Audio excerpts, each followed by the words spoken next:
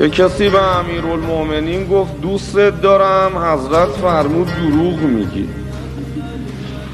گفتش که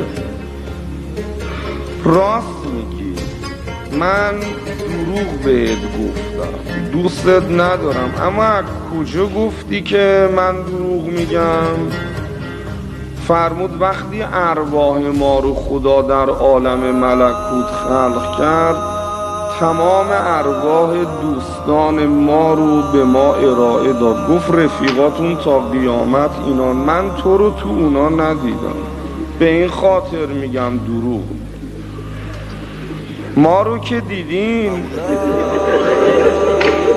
اگه ندیده بودین که ما تا نصف شب به گدایی اینجا چی کار میکرد؟ ندیده بودین که خب ما جایی دیگه بود.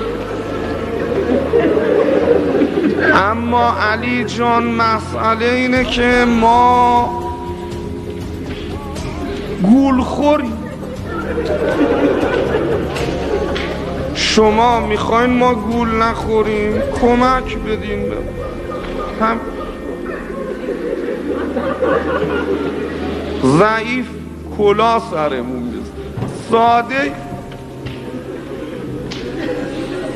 اگه ما مثل خود شما زرنگ بودیم که گیر گناه نمی افتادیم.